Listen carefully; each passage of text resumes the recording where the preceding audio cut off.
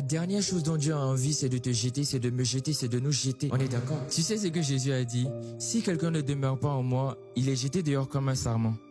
Il sèche, on le ramasse puis on le jette au feu. Parfois, pas besoin de démons pour te détruire. Il suffit juste que tu te détaches et que tu vives sans l'intimité de Christ, sans véritable vie de prière. Et puis bam, tu sèches. Tu restes là, peut-être tu es actif, hein, peut-être même le plus serviable dans l'église. Y a pas de dimanche pour toi. Mais à l'intérieur, tu sais. Tu es dans un chemin où tu répètes les gestes, mais la sève ne coule plus. Et on comprend aussi dans ce passage que le feu, c'est pas juste pour les gens qui sont en griffe mauvais. C'est pour ceux qui sont coupés du cep et qui ne veulent pas revenir. Tu sais, t'es pas le seul, hein. Je me suis aussi déjà retrouvé dans ça. Mais par la grâce de Dieu, j'ai eu la sagesse de pouvoir revenir me greffer tranquillement. Ouais, il cherche pas de problème. Et tu sais quoi? T'es pas encore dans le feu. Et Jésus t'appelle maintenant à revenir.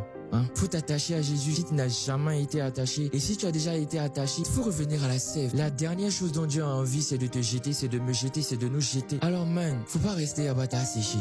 Reconnecte-toi maintenant à la main. Amen. Je veux t'inviter à faire cette prière-là avec moi. Seigneur Jésus, je reconnais que je me suis détaché. Peut-être pas à l'extérieur, mais intérieurement, je me suis éloigné de toi. J'ai gardé l'apparence, les mots, les gestes, mais je réalise que je suis en train de sécher et je reviens à toi, je reviens me greffer à toi. Je te laisse aujourd'hui à nouveau couler en moi, papa. Purifie ce qui est mort en moi. Merci parce que tu me greffes de nouveau. Dans le nom puissant de Jésus que nous avons prié. Amen. Shalom et un ensemble.